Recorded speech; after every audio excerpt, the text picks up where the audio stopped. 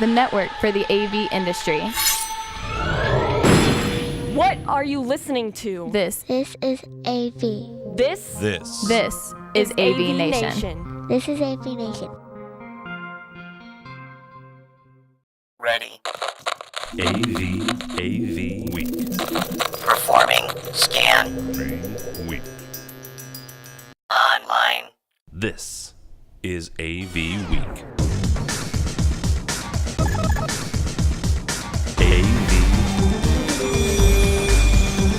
AV Week. This is AV Week, your weekly wrap-up of audiovisual news and information. My name is Tim Albright. I'm your host. Welcome. Good afternoon. It is Friday. If you're watching this live, if you're not, well, then it's whatever day of the week it is. With us this week is Mr. George Tucker from World Stage. How are you, sir? I'm doing fine. Thank you very much. 15 games to go. That's all I've got to say. George is talking about hockey, of course, and he's a Rangers fan, so we'll get the other side of that. Miss Dawn Mead. Hello. Penguin fan, and they lost last night. How are you, ma'am? Other than the loss, very good, thanks. Very good. She is from Net AV. Also with us is Matt D. Scott from Omega Audio Video in London, Ontario. How are you, brother? I'm doing great. I'm outside, finally. So I'm happy. All right. And last but not least, I'm going to fanboy here for a second. I've watched this guy for a little while. His name is Robert Heron from Heron Fidelity. How are you, sir? Yeah, I'm terrific. Thank you for inviting me, Tim. Absolutely. Thank you for coming. Robert's been on, nearly every tech show I think I've ever watched, from Twit to Techzilla to HD Nation to, he's done a lot of stuff. Probably one of the smartest guys that I follow, at least. I don't know him personally, but when it comes to HD and signals and calibrating displays and stuff like that.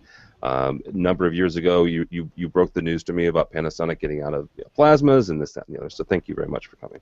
Thank you for the compliment. I appreciate it. Absolutely. All right, so we're going to cover a couple of things here. First of all, before we get started, Infocom's coming up, and there's a couple of awards ceremonies, or our award seasons. One is the Women AV folks, our buddy Jennifer Willard. You've got about a week or so if you want to get a woman who has helped mentor you or someone else to help out. You have the nominations there. It's womeninAV.com. Also, Infocom has extended their awards for Young AV. Actually, they have a Women in AV as well, CTS holder, this, that, and the other. So check that out at infocom.org. You can nominate your favorite person. So, all right, the Apple Watch is going on sale. They are having their first pre-orders have gone over 1 million for the first couple weeks. And Robert, we'll start with you on this one, simply because what we're going to do is we'll start with you on this one because what I want to get from you is what exactly this means for the wearable space to have these pre-sales for Apple, this Apple product at over 1 million.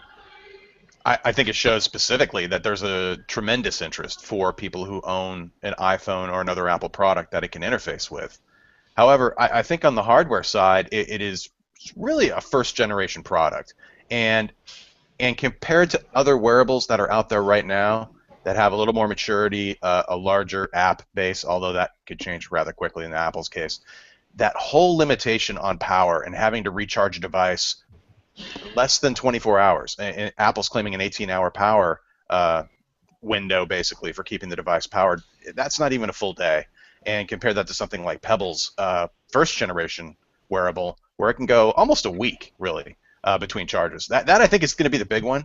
I think a lot of people are interested in this. Clearly, the sales numbers have shown it in terms of just how popular the device itself is. However, I say in about 6 months, you're going to have a lot of these just sitting on dresser drawers and on nightstands, relatively unused.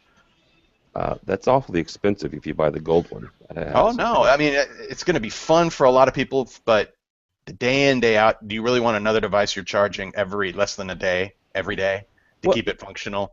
And, I mean, granted, that's not such a huge deal, I guess, if you're going to do it along with your phone, but I am not convinced, though, that these are where they need to be yet, at least in terms of the power requirements and for, I think, just day-to-day. However, I will say having a wearable in your hand that just simply takes my eyes off my phone for even a little while is great. Just something that I can quickly say, oh, I just got a text, I just got a phone call. Here's who it is. I don't have to reach for my mobile device. I think those kind of usage things are going to be great, and I think that's something Apple users are looking for. But I think they dropped the ball in terms of just how long the device will actually function in terms of before it needs to be recharged. Well, and that's something they've had a problem with for a while, is battery life in general. Real quickly, I did keep with Robert for a second. Does the fact that J.J. Abrams was wearing one yesterday at Star Wars Celebration mean anything, or is that just him being cute? He's hip. he's on the cutting edge, and I think it's going to be it's a status symbol as much as anything else. These aren't cheap devices, no. and they can be very expensive. So, and you put that together with the engineering's beautiful. The Apple hardware in general is fantastic. I just think there's just a huge interest initially that will quickly fade, unless there's either a breakout app that's just the must-have thing, which I can't see that happening right off the bat, at least for the first 6 months. And then likewise, I can't wait to see in about 6 to 8 months how reviews go, or are people still using them on a regular basis? And I hope I'm proven wrong. I'd like to see wearables take off, but I don't need another device that I have to plug in every night in order to keep it functioning. All right, Robert just gave me a very nice segue into the next part of the story. George, our buddies over at Crestron have already started teasing their app for the wearable, for the iPhone, the Apple Watch. So is this, where are they headed, and where do they think that this is going to go? The fact that they're already touting an automation and control app for the smartwatch. Well, part of me was curious because what they showed was someone running with it. So it was a picture of a young woman running. So that's basically what your wearables are, right? The health, the metrics for all that kind of stuff. I'm not quite clear. We've talked about this in the past, where my dream for such a watch would be something that knows where you are, like an RFID that understands velocity, where you're going and direction. And that I could see being something with a bunch of sensors in the house. It knows where you're going and when to turn lights on and off. Yes, and they'll have the standard stuff. Yes, close the door, close the garage. I can see that. Was it the Schlegel or whatever the lock company is? You can, did I turn it off? Yes. Okay. Other than that, I don't know. The interface is really tiny. We've said this before about when first iPhones came out, but still, that's a tiny interface for some kind of automation, beyond the very basic stuff. So I'm unclear, very unclear. All right, Mr. Matt Scott, you live and breathe in residential as well as House of Worship. Is this something that, I'm not going to ask if you're going to make it available to your clients, but is it something you're going to actively engage them in? Or well, we've already been asked for them, as far as not to supply them, but how can they integrate them? How can we use them? Because even at the original keynote when they announced it, Lutron was one of the players that showed the new Cassetta line of lighting control and how it can, again work with that to turn lights on, turn lights off, yada yada yada.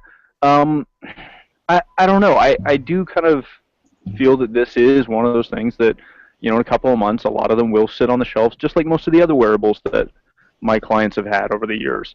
I was in one of my clients' offices yesterday, and his Pebble was just sitting charging. I asked him if he was just charging it for today, and he said, no, it's probably been there for 2 weeks. Yeah, I don't know. I'd like to see them succeed.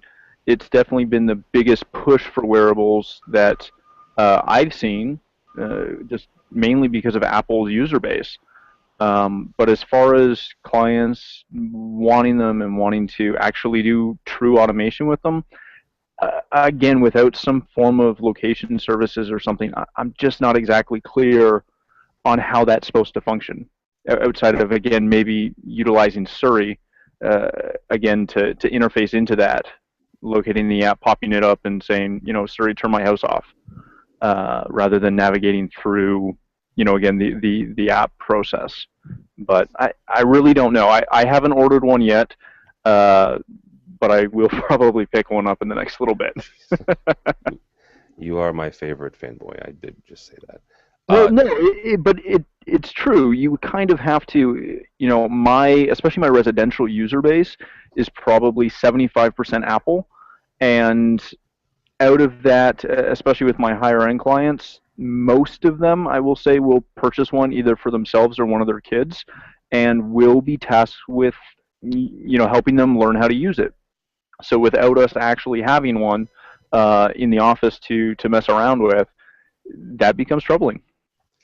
Okay, so Don, Mr. Scott does bring up a really good point. From the commercial side, is this something where integrators need to start at least buying one or two of them to get them in the office and see how they work? Just so when the CEO walks in with his fancy schmancy new Apple Watch, the integrators can say, "Oh yeah, we know how to work that," and do. There you go. I'm sure every integrator has at least one Apple fanboy or apologist that would be glad to do that as their own little hobby. First of all, disclaimer, as if it's not obvious, I'm not an eye person, so I will not be buying one of these anytime soon. But I think on the commercial front, it's going to be more of a fad or more of a, oh, gee, isn't this cool? And like Robert said, for the first 5 minutes or the first couple of days, this is the best thing ever, and then we just kind of forget about it. I mean, let's be honest. Most of us on the call here, Matt is an exception, are at least Gen X. We've spent the last 20 years forgetting how to wear a watch and not bothering with them because our phone takes that place. And, it's a pain to get it out and look at it, but I'm not going to go back to wearing a watch. It's hard enough for me to remember to wear my Fitbit, and speaking as a woman, not to be a stereotype or anything, but I have yet to see a single smartwatch or wearable device that is in any way elegant or attractive. I mean, yeah, Fitbit or some of the other wearable fitness things have, Tory Burch designer bands that you can get for them. But for the most part, they're clunky and they're ugly. And even as a tech geek, I don't want to wear that. Yeah. I'll hold out for that Cricut or Circuit or whatever it's called, the little bracelet one that projects your phone onto your arm that's in development. I'll hold out for something like that that's sexy and wearable and elegant and not ugly before I'll waste money on something like this. Again, not an eye person. I'm sure there are women listening to this podcast or watching. They're like, I already have 3 on pre-order. That's fine. But I don't see it really being a player in the commercial space or my personal world at all. I think the one thing to keep in mind, though, and again, I'm not going to jump out and say it's going to be the best product ever because I don't think this generation will be. Apple has had a lot of success with these types of things that nobody else has had. When they brought the iPhone, it was, oh, this is big, it's going to take forever to recharge, yada, yada, yada, and it became the #1 selling phone in the world. Same with the iPad. I'm not saying that this will be that same success level, but, if you want a company, and I said this quite a few months ago on the show, if you want wearables to be cool and you want them to be a mass market product, you need Apple or Google to make one. And Google hasn't really stepped up in that realm, so Apple did, and who knows? It'll be interesting to watch, as we've all kind of speculated, in 6 months where this product is. Or in 8 months when they refresh it and get everyone to buy another one. Well, let me ask a incredibly sexist question, and I'm going to admit that before I even say it comes out of my mouth. Is it something, and Dawn, this is for you because I have no way to answer this. Is this something where they need to make one for the female market, or is it just it is what it is, and if you want one, there it is? I mean, now granted, I'm a tech geek and I'm one of you guys, so I'm not like super uber girly. But speaking on behalf of my gender, I don't know that it would work as a geek. Speaking on behalf of my gender, I don't know that it would work to make a girly one. Because traditionally, girly watches are smaller, thinner, more streamlined. That's where I was going. If it's small and too thin and too streamlined, you're not going to be able to use the bloody thing. I mean, it is, in effect, an interface. It's a user interface. It has to, as it is, I'm not sure how people with fat fingers are using these things on their wrist because it is a smaller screen. Some people have problems with phones. So if you get too much smaller, it's going to be not usable, not functional, and what's the point at that point? So, again, it's my pet project I'm keeping an eye on in the Kickstarter world or to see if it's fiction or not, but something like the little projection-based Cricut or whatever, I got to look it up and see what it's called, but the bracelet that projects your interface on your arm. Where you flip it. Yeah. And, Something Apple like does that would be small. Oh, go ahead. I was going to say, Apple does have that one advantage, though, of having Siri built into the majority of their mobile products, and that's one thing that Pebble really doesn't have is a way to do that voice interaction through that wristband or through that watch itself. That might be the one way that they'll be able to make it a more effective product right off the bat, rather than have to deal with a tiny display. If it's something that you could simply talk into without having to pull your phone out, and although you're gonna, do you want it then playing back through your wrist and dealing with that kind of interaction? It'd be nice if it would just go right to your ear, but that's not here yet. But just having that voice interaction with the mobile device, I think, gives them an advantage over some of the other products, at least until you get into like what Motorola is doing with their product, and I'm sure it has a microphone built in as well that can interface with Android-based handsets, or any other handset for that matter. But I would say that having Siri is going to be one of the bigger things that they should try to leverage at least, and that could then provide all the hooks needed for, be it a Control 4 setup or anybody else's interface, making it just that much more effective or easier for a wider variety of people to be able to interact with the software itself. Yeah, For Americans who speak in a clearly American accent with no regional dialects or slang terms. I have a lot of friends in Scotland, and if you've ever seen the video of Siri with the Scottish guy, it's a classic, but it's true. The voice interface doesn't recognize a lot of things or a lot of accents that people say that frustrates the heck out of my friends across the pond, I'll tell you that much. I'm just happy I could call Tess Trueheart now. There's a Gen X reference. I'm sorry. Anyone younger? It is. All right. LG is forging ahead, and I'm forging ahead with a story on OLED technology. Interesting thing, and this is something that we've talked about a lot on this show, is the different types of technologies. Real quickly, so LG and Samsung have kind of, but they've been at each other's throat, let's be honest about it. This is actually one area where they haven't, because Samsung has said, timeout on OLED. We've had some issues. They've had some, some hiccups here.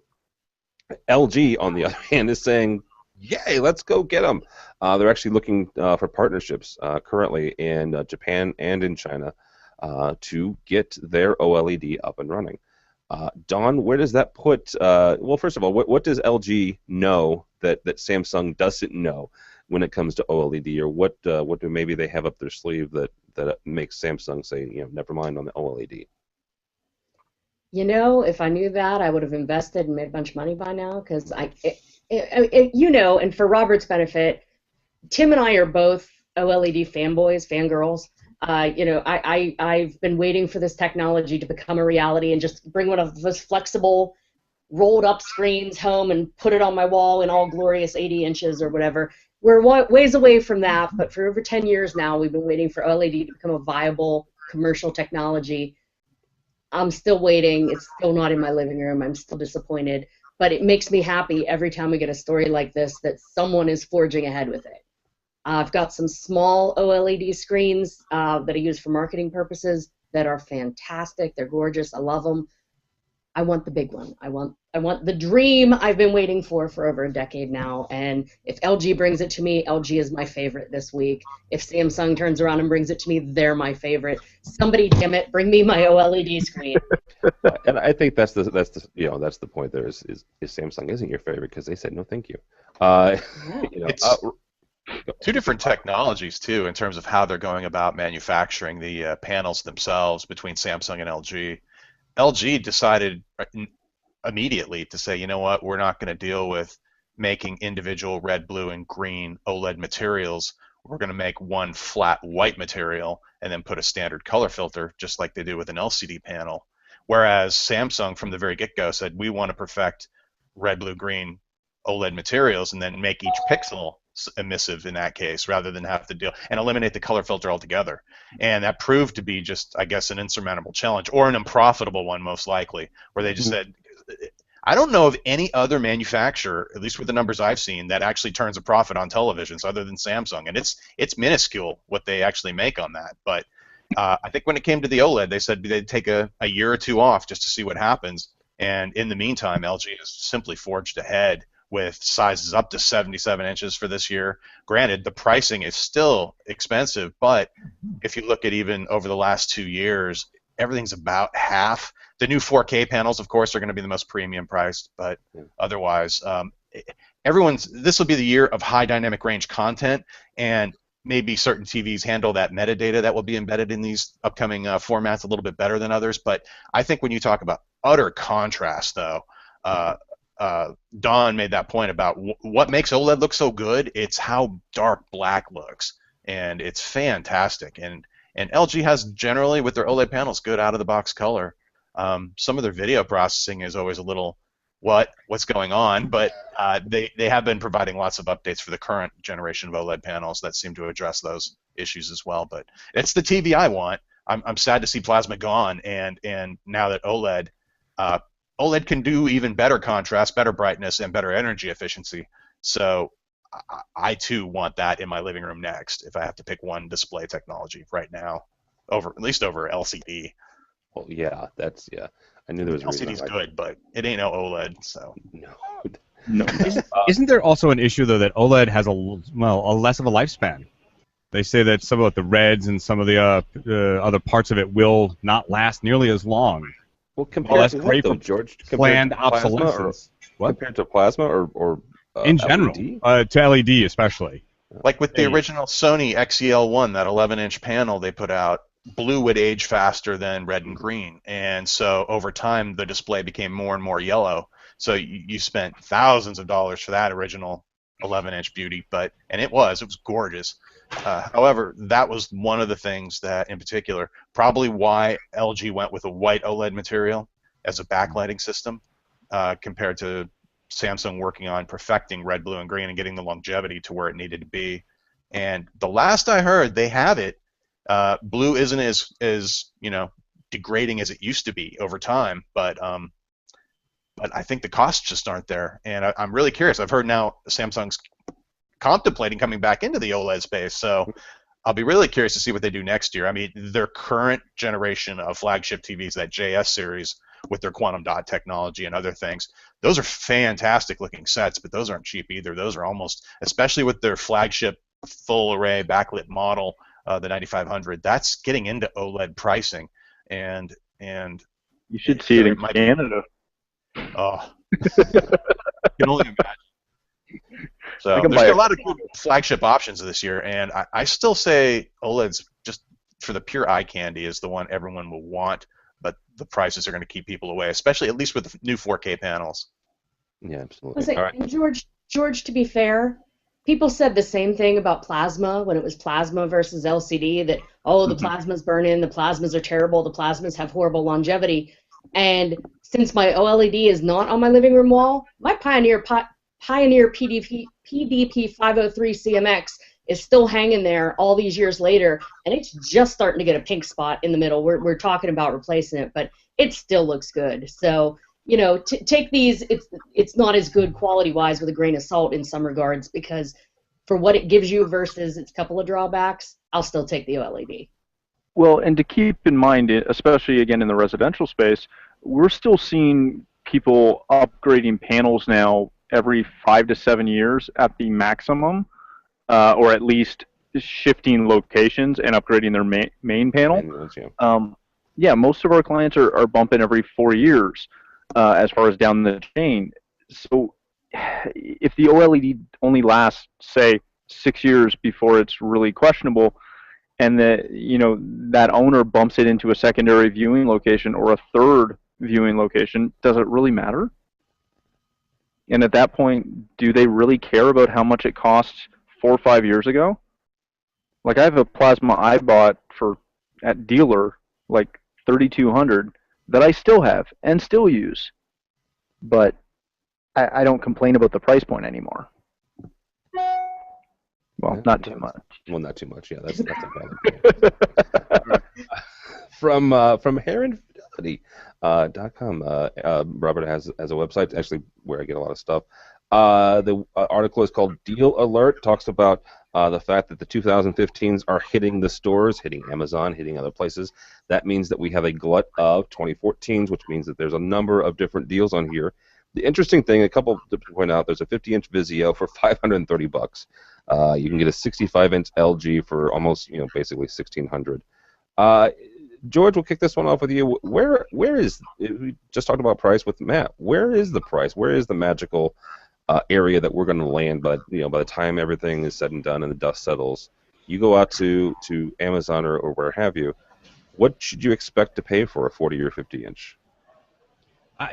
That's. You asked me 4 years ago, and it would have been a different story. Ask me now. I think you're looking at the $500 to $1,000. That's your tipping point. It's okay. At least I'm looking from both perspectives, not just as selling as an integrator, but also just walking into Best Buy and buying one. I think for that price, for that size, that clarity, you would go, okay, that seems fair. Ask me 2 years ago, and I'm like, no, $300 is all I got, baby, and I'm going to buy what that affords. And scale that. To that end, though, I'm going to take our guest here to task for a moment. Listed in the beginning of this deal alert is that it's shot for quality 1080p or 4K UHD. This is something that integrators chomp at the bit about, my friend. They are not the same thing to us, and it's one of those marketing things that we get really, really tight panties about. No, they're not the same. Maybe your panties are tight. I'm just frustrated. George is older. His panties are older, so. No, but that was CEA's how they want it branded. And personally, I think it should just be called ultra high definition. I think the 4K should be left for the true 4K devices out there, especially when you talk about the difference between those 256 extra pixels between 4K and how 4K in cinema, at least, it's a variety of about at least three different formats that I'm aware of in terms of the pixel resolution. So, yeah, and when I look at projectors like Sony's new 350, that's a true 4K panel device, or it uses true 4K panels within the projector itself. Yeah, I wish there was more definition, but today I was listening to an ad on TV, and they weren't even using UHD. They were just calling every TV a 4K TV. And I know that drives integrators crazy, and you kind of have to just look at it, though, on the consumer side of things. It's all too complicated already. The naming convention is horrible, but and everyone just assumes, oh, it's 4K, it's 4 times the number of pixels. That's what that means. It's like, no, it has nothing to do really with that. It was more about the horizontal resolution, and compared to where we were using 1080p before, which referred to the vertical resolution. And could we make it any more complicated for people out there? And that's just, if I do anything or I use any kind of terminology, there's usually a reason for it, and it's, yeah, I should probably just write an article about the madness of it. Actually, I did something specifically for when CEA made that decision for the official naming and the branding for 4K UHD. I did write up an article about that, and just to let people know, it's like, look, I'm tired of going back and forth. I'd prefer if we would have just stuck to UHD at 2160p, but it didn't happen. So people hate 2160p, I think, more than they do saying 4K. So it doesn't roll off the tongue. That's why. It's the new math. Okay, so hang on for a second. We've kind of jumped stories, which I have no problem with, right? I have no problem with it, but I'm going to bring this one in here because our buddy Chris Janes runs Mersive, and I kind of busted his chops a little bit on this very subject. This is a picture. If you're watching the video, this is a picture of the Solstice Pod, which is the Solstice Pod, quote unquote, is purpose built for wireless media streaming. Talks about native support for 4K. And yet it has a Ultra HD and a 4K piece on the box. So here's what I did. I actually, did something reporter-ish, and I said, okay, Chris Janes, what's the deal with this? So this is the response we got. Quote unquote, the Solstice Pod gives users another option who want to enable space wireless communication but don't have existing PCs. It goes on to talk about some more about the thing. The importance. This is important because software involves faster dedication hardware, and when you combine Solstice with a hardware platform, that is driven by large consumer trends. The result is a very high performance package that is low cost. We and our AV resellers think the pod will allow Solstice to address tens of millions of meetings rooms and classrooms. The 4K Ultra HD refers to the consumer version of 4K, which is an interesting statement. Displays that run at 3840 by 2160, and not the cinematic, to Robert's point, standard that is 4096 by 2160. We felt it was important to support the more common 16:9 aspect ratio of 4K television, which I actually agree with. So From our buddy Chris Janes, and Chris says, good luck with the show. So thanks, Chris. To Chris's point, they're going after what Robert said. It's the CEA. It's the Consumer Electronics, and that's I have no problem making them the bad person here, right? From as far as geeks and video files who say give me my true 4K. However, we do have like 5 different resolutions. We even have one technically that's 5,000. So are we going to call that 5K if we're going to get real technical here? So George, you kick this off. I'll kick it back to you. What are we going to call it? Is Robert White right? Are we going to just do UHD? Divide by pi. Oh, jeez. It's already out of the box. It's a Pandora's box of nonsense, and this is why I sort of brought it up. Nobody knows the difference. Half the integrators kind of know the difference. It's divide by pi, or what is it, divide by 0? Is that the joke as well? Yes. They've got to rebrand it. They got to make it 4K. I think everything's 4K, and it's Cinema 4K and Home 4K, and everybody will get that. You've got 2 levels. 2 lines, no waiting. Jeez. All right, Robert, from your standpoint, is it just UHD or 4K, or what are we doing? I stick with what CEA is going with just because of that. Because when you get into the higher end, when you get into projection in particular and cinema production, those are beyond what the typical consumer is ever going to experience. And in terms of the products we're dealing with today, the line's been drawn in the sand, at least in terms of just the naming of the format. Like I said, I kind of wish they would have stuck with that vertical resolution perhaps, but maybe 1080p was they didn't want to make it any more complex than that. So I think just saying 4K, people get their head wrapped around that. And if we want to educate people beyond that, it's like, hey, look, when you go into a commercial theater that has a 4K projector, that is actually a little bit different in terms of the color performance, in terms of the actual resolution, and when you talk about cinema in terms of crafting the content, you have different aspect ratios there as well, and it is in itself its own subject that could be studied a little bit and brought. But as far as consumers go, it's a 16:9 format. It is kind of confusing also that most of the 4K TVs I deal with right now actually do accept the full 4096 by 2160 or whatever resolutions. They actually will take in the full 4K format in addition to the UHD formats as well. But as far as consumers go, everything they're dealing with is going to be that 3840 by 2160 content and the streaming materials that they're receiving. And although I will give Netflix credit, when you are watching a 4K stream, it does say 2160p. It doesn't actually say anything else. I don't believe it does. Although when you go through the guide, I think it says Ultra HD there, and so it's a little crazy.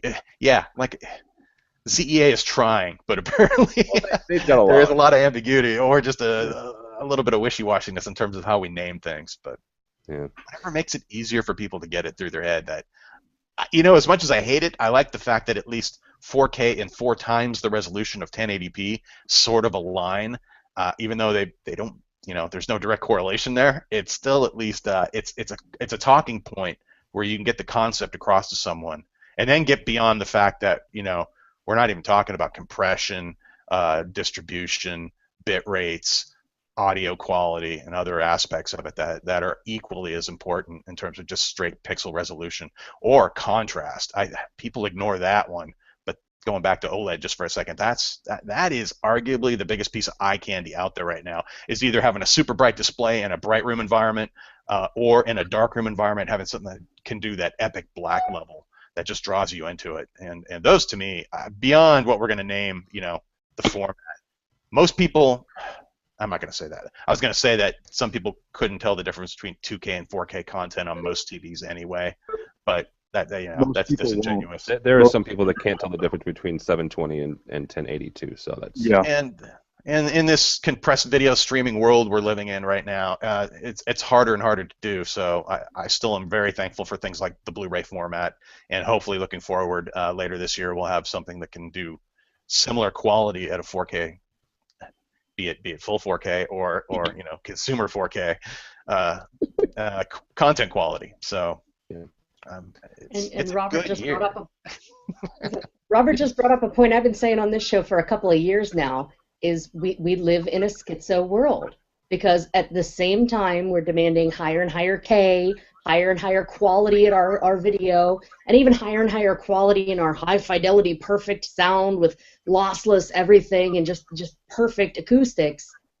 We're listening to compressed MP3s and we're watching, pixelated YouTube videos that we think are fantastic.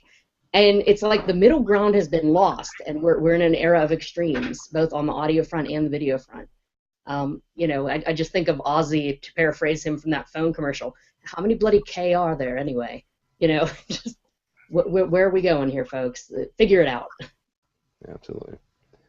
All right. Our next little story here is somewhat about 4K-ish and display technology. I think I know what Robert's answer is going to be on this, but we'll still ask that nonetheless.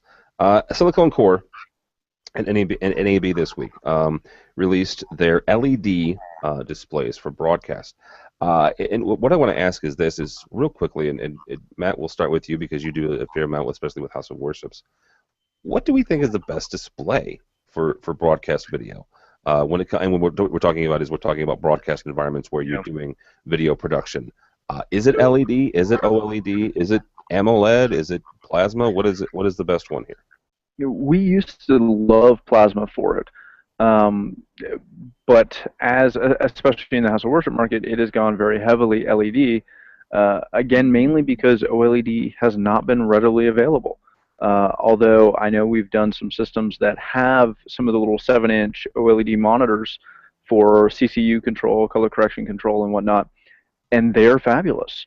At the same time, most of those facilities are doing production with, finished production with Apple Cinema displays. And again, it's kind of all over the map depending on who you talk to, and honestly what they can afford.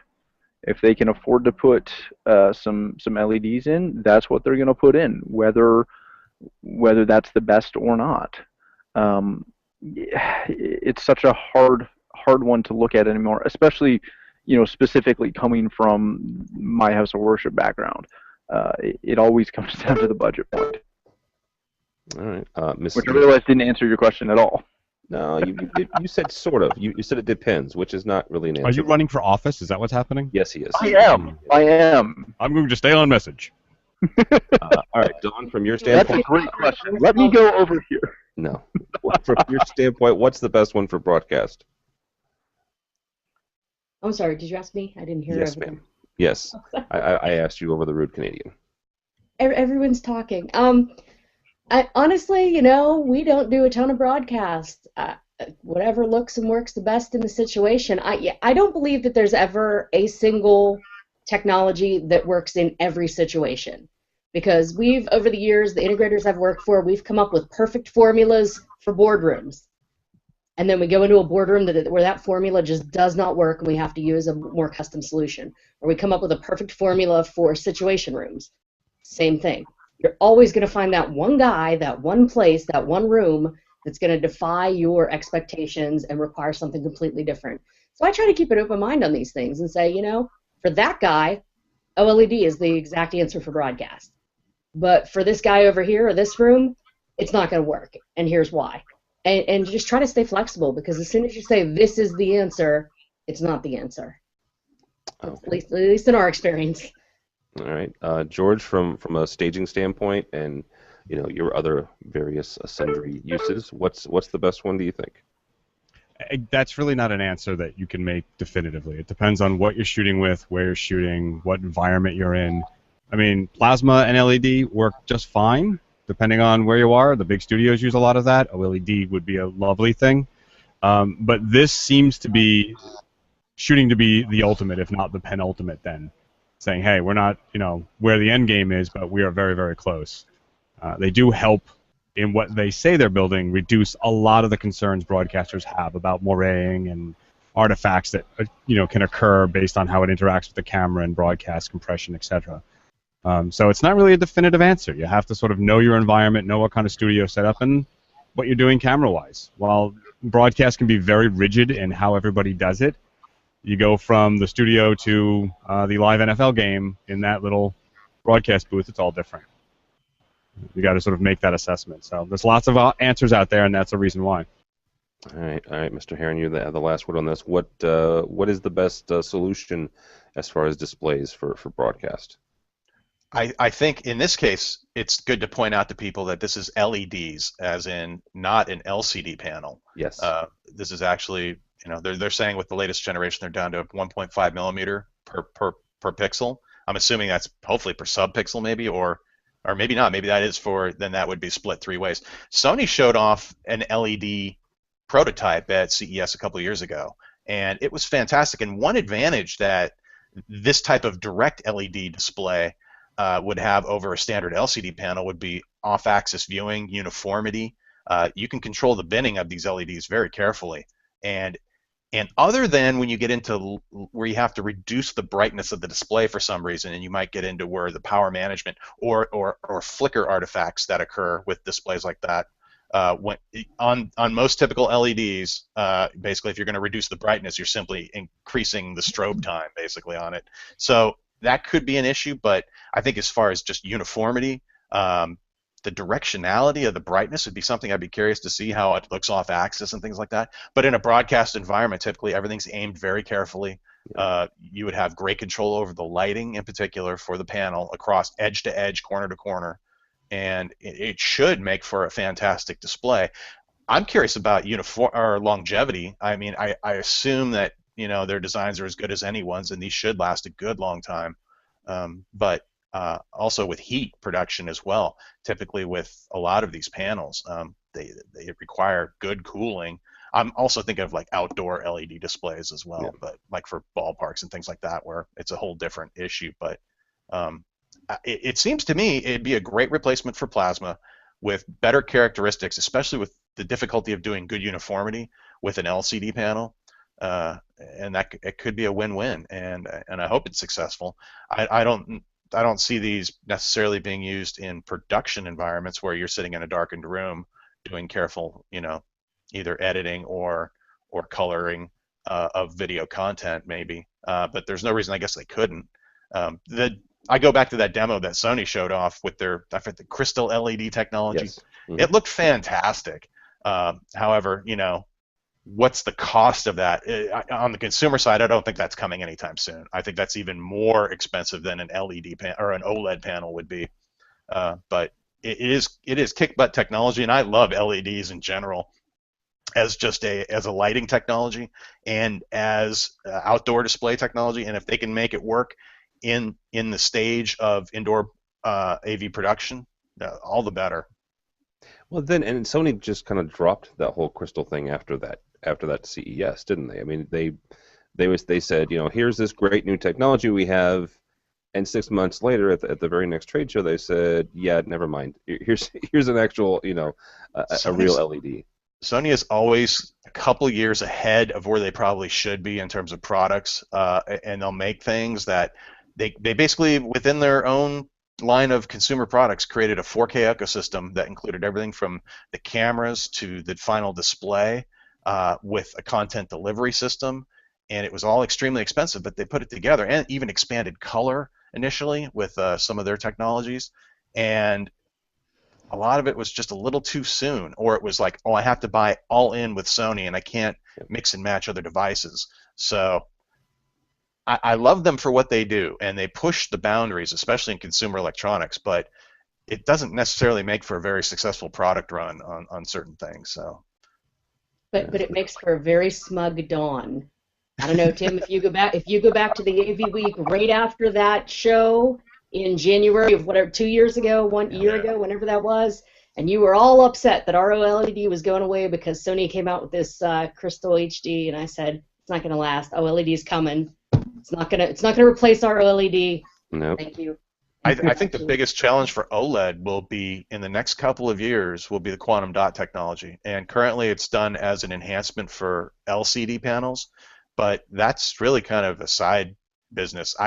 The direct emission, where you can do a direct electron stimulation of a quantum dot material, have it be emissive, has the potential then to give OLED a real run but those panels aren't out yet, and I am really looking forward to seeing what happens, because if that can be done, and as far as I know, quantum dot production is cheap relatively compared to what they can do with OLED materials, and if you can create the right backplane to simply stimulate those particles in such a way, compared to how they're doing it currently with just enhancing an LED backlight system, that's going to be game changing, or at least it'll be another great option for a thin flat panel design that goes toe to toe with OLED in terms of brightness and black level, and that's something I'm really looking forward to seeing in the next few years.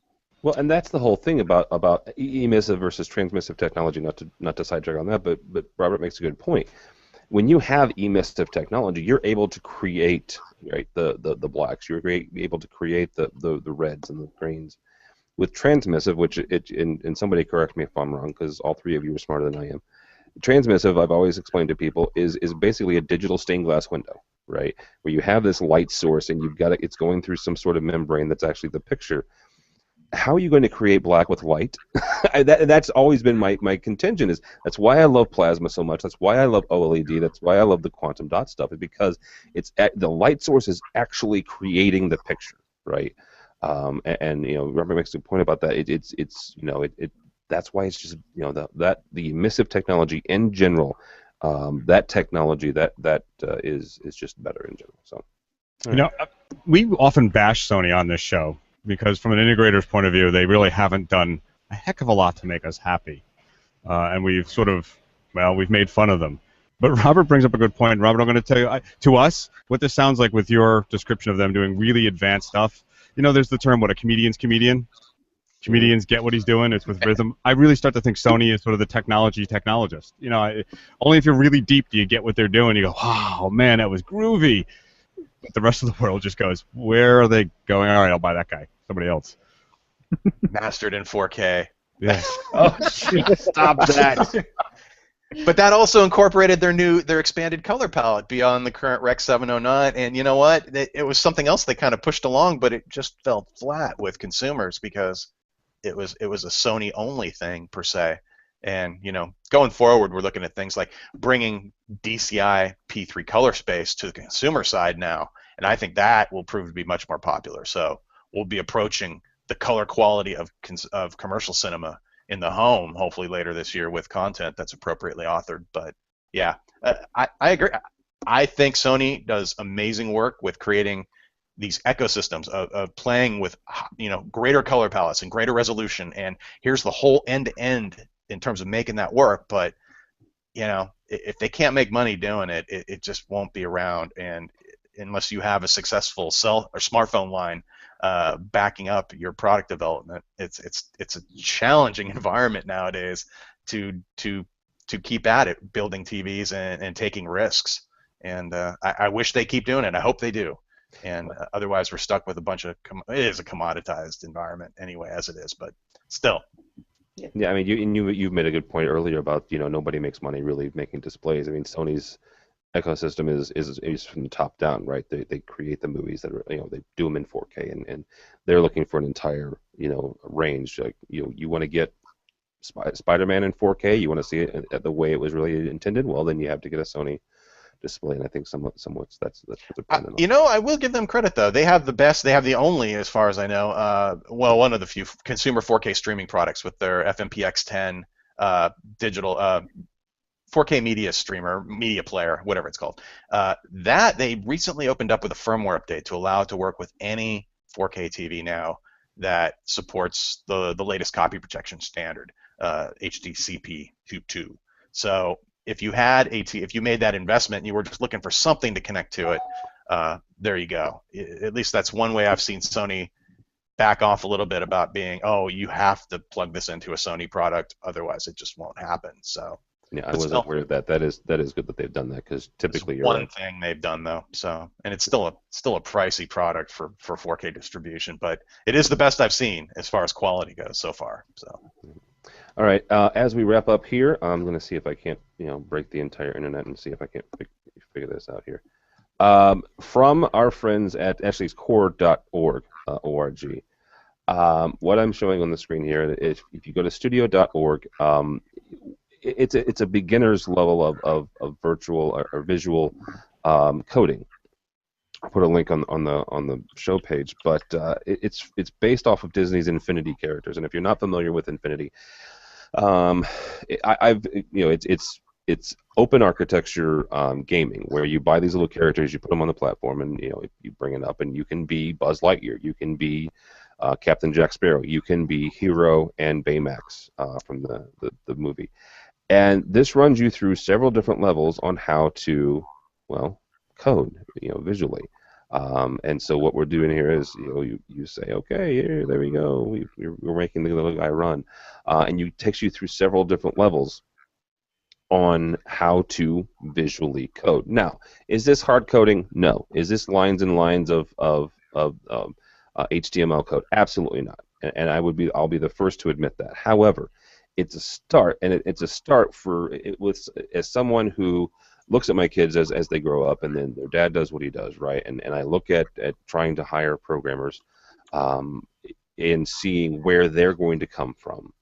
This to me is a really great start to get kids interested, guys and girls, both interested at a young age. So the question to you, as my wonderful smart panel, Matt, we'll start with you. What other technologies, what other platforms are out there to get young people involved in coding at a young age? That's a rough one. I don't know of many, say, cutting edge platforms that are not based in the traditional methods of coding, and even specifically from the web side of things. There's coding is almost disappearing for anyone but actual advanced users. This one is very, very cool and very cool to see, but outside of some of the again, maybe some of the Apple products that allow kids to code little web apps and whatnot, there's very little. It seems to be one of those industries, at least to my knowledge, that you really have to almost jump in with both feet before you're really going to be able to get a good grounding on it. But also, my son isn't really at that level where he's starting to code yet. Why not? He's what, 2 months old? So. Nah, 6 weeks. 6.5 weeks. Oh, come on, he can do Python then. Well, I wanted to get him at 6 weeks. He can do Ruby on Rails at least. Yeah, Ruby on Rails is it's a good little starter platform. Well, you know what this is actually, and I'm going to say this is Mickey Bytes of a program called Scratch. It looks on the Raspberry Pi. Yeah, I can't. Well, no, not Raspberry Pi. It was made by MIT. No, but if you buy a Raspberry Pi, it and comes you on do it. the basic install, it comes with Scratch. It looks just like it. So unless they're Disney and they don't care about sort of theme copyrights or whatever they call that, it looks just like. It looked like they put a Disney skin. They made a Mickey Byte and over Scratch. Oh, yeah. But that's another one you were asking. There's Scratch, which is got a whole community. It's sort of an open source community of making things and sharing. So, right. Yeah. Robert, from your standpoint, what's ways to get kids involved in technology at an early age? I love the fact that Raspberry Pi includes something like that. I mean, that is $40 hardware you can buy on Amazon, and there's so much you can do with it in terms of like either a headless computer and running code that you can write yourself. The learning aspect of it, I think it's most important to focus on just making sure kids have access to the internet. Number one, an affordable access for everyone, because there are so many amazing resources online right now that you can visit to learn to code. Everything from Code Academy, Code.org. I even want to say, Saul Khan's website, Khan Academy, Yes. Although not code specific. That is such a resource that's just free and available, and it lets you get hands-on. And with things like the Raspberry Pi community, where you can look and see the hardware it is and how you affect it with software, that to me is just awesome. And the resources, be it a YouTube video to the forums that evolve around these products and services, and it has never been a better time. I think it's simply a matter of exposing kids to the variety of sources out there. Start with the basics, give them the introduction to it. I think the Raspberry Pi demo would be ideal because it's like, hey, look, here's something most people can afford, or a lot of people can afford, as far as the hardware goes, and then here are just reams of examples in terms of how to get started, in terms of actually either cut and pasting code to finally getting your fingers dirty and ooh, is that me? No. That's... and just to getting more hands-on with actually writing and crafting and starting simple too. And that's where I think the websites like Code Academy and Code.org do such a good job of getting you in. And if you want to take it further, where you get into everything from C++ to assembly code, if you want to go further down that path, but just having the basic concepts, even writing a web page from scratch, HTML or CSS now. Those are practical skills that you will use forever, especially as we're a more online, society, so to speak, and just having. But it all starts with that initial having good, affordable access to the internet, and nowadays high-speed access is a must. So, my own city is actually implementing downtown, taking some of the old classic signs around town and using those as points to install wireless hotspots. And the thing I don't understand, though, is a lot of kids now are with mobile devices, and how you can do training of some kind on a mobile product to make it easier. Because if kids aren't walking around with a notebook or sitting at a workstation, coding, to me, I'd have to be in front of a workstation, preferably with a couple displays, to really learn as I'm trying to code and do things, so I can look in one window, see the results in the other, kind of thing. But there's a lot of ways of doing it, and there are a lot of great mobile experiences I've had with learning, even with like language learning, like Duolingo, where they gamify a way to learn a second language. If they can do something similar on a mobile side with the basic concepts for learning to program, I think that'll go a long way toward exposing more kids to it early on. And support your high schools too, and your grade schools. I haven't taken a tour of my local schools in a while, and I would hope that they're pushing that kind of learning as hard as possible, but it's something I'm less familiar with. I have to ask my friends with kids. All right. Dawn, from your standpoint, go ahead.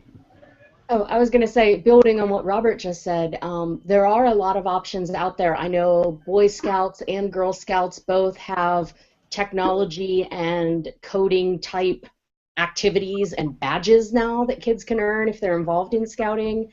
A couple years ago, we had a woman from Women in CE came to Infocom to speak with the Women's Summit that year, and she was talking about an acoustics lab. She's an acoustical engineer, and they built an acoustics lab with hands-on lab activities for brownies to go and take the acoustic lab and learn these programming skills and acoustic setup skills and get badges and get brownie points for doing it. Things like that are fantastic, Check with your local schools. I mean, granted, I'm not as young as Matt or kids that are brownies now, but part of the reason I'm sitting here as a woman in technology is, our era, we're the ones that learned to do basic programming in school. We would sit there in junior high and learn how to make things blink on those horrible, monochrome monitors. And then a couple years later, learning how to hand code HTML in Notepad.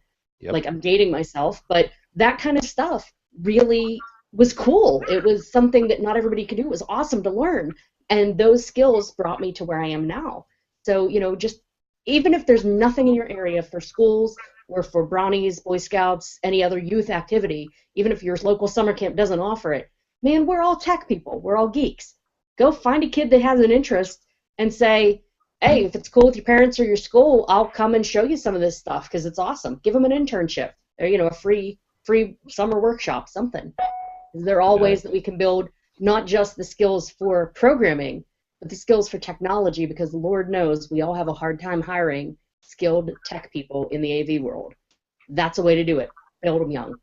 Yeah, and Robert made a good point with Khan Academy. Khan Academy is not just, if you've never heard of it, just go on Google and type in Khan Academy, because it's a fabulous resource in general if you want to learn about most anything. Also, iTunes University is a good resource as well, where they have also hacker spaces too.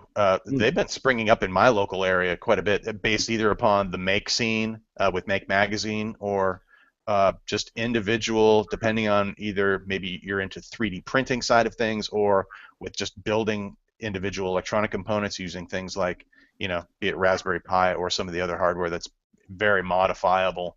And there's a lot of different aspects now where you can get more hands-on in local communities. It helps to live near a major city, but if you're out in the middle of nowhere, that's a whole different story. That's where I think then the internet access becomes a better player, or a more key thing to have and be exposed to and be able to use that on a regular basis. That's a whole other conversation, right? If you are in a rural community, there's two sides of that. If you are in a rural community, the likelihood of you having high-speed internet is drastically reduced, and that's a whole other conversation we can have. So, all right, guys. Thank you so much, all of you, for joining us. With us has been Miss AV Dawn from NetAV. Thank you, ma'am. Thank you. Thanks for having me. And where can people find you? In a pinch, you can find me on Twitter at AVDawn. I'm also around AV Nation. I'll be at AV Nation at the booth, if not anywhere else, at the tweet up and stuff at Infocom. And of course, in NetAV, net-av.com. I'm 97% launched, our brand new website, so go check it out. And our brand new employee, I'm sure, he's watching the show right now. But go ahead and tell people who you're working with now. Yeah, so at AV Grump, formerly at Mr. AV Dawn, as of the beginning of May, we'll be working at NetAV as well. So we're getting the band back together and gonna be working together for the foreseeable future. So looking forward to it. Working with your husband, that's an interesting one. So we'll have to follow that one. Mr. George Tucker from World Stage, thank you, sir. Thank you for having me on. Folks can find me, of course, here at AV Nation on the various and sundry shows I produce, at Tucker Tuesday on Twitter, and Commercial Integrator I write for. So you can go check them out there. All right, thank you. Mr. Matt D. Scott, thank you, sir. Thank you. It's been a pleasure. Where can people find you? You can find me at Matt D. Scott or at Omega Audio Video, as well as OmegaAudioVideo.com. Or on the porch. Or on the porch, apparently, which is where he's sitting.